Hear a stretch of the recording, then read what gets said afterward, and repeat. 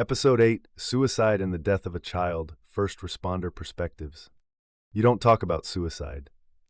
Not at the dinner table, not at church, not even in briefing. We hide it. And it isn't just about stigma. It's hundreds of years of misunderstanding, religious rules, cultural taboos, and the weight of silence passed down through generations.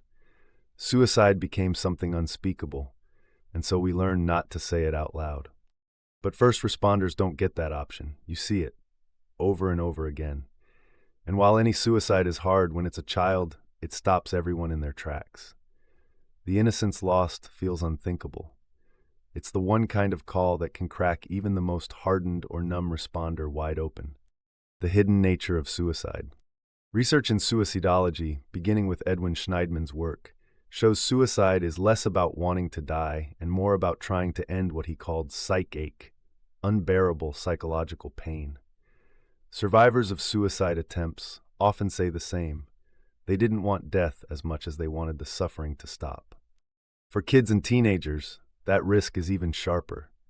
Their brains are still developing the ability to weigh long-term outcomes, which makes intense feelings seem permanent in the moment. Options feel closed, even when they're not. And the reality for kids today is different. They're up against constant pressures, social media, high expectations, and fewer chances to work through hard feelings in healthy ways. As a culture, we often step in quickly to protect them from pain. The unintended result is that when strong emotions show up, many don't have the practice to handle them. Without those coping skills in place, their reactions can swing to extremes. This is also why suicide hides so well. It slips under the radar. The warning signs can be invisible. Some people mask it so completely that no one sees it until it's too late. This is where talk therapy can matter. Suicide is hidden in silence. Talking can bring it into the open, not to glamorize or to encourage, but to name what has been unspeakable. Once it's spoken, it becomes something that can be worked with, shifted, maybe even survived. At the same time, talking doesn't always reach the place it needs to. Many kids today are already in therapy, and most parents are doing everything they can to support them. Yet the culture around mental health may not have fully caught up to what this generation is facing. Just as first responders don't always respond to talk therapy after a difficult call, this generation lives under constant pressure and stimulation and may also need different ways of coping than what traditional models were built for. That doesn't make therapy wrong, but it does suggest we may need more than words. Approaches that work with the nervous system, like somatic practices, polyvagal-informed tools, or trauma therapies, might be better suited to reach the places talk alone can't.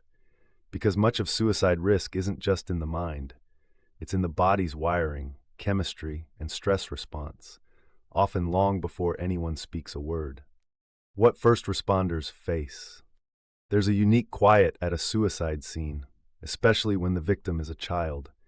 Families searching your face for answers you can't give. The air so heavy, it feels like time has stopped. But even in that silence, you're still aware you have a job to do. You move into protocol, into the steps you've trained for, because someone has to. What do you say?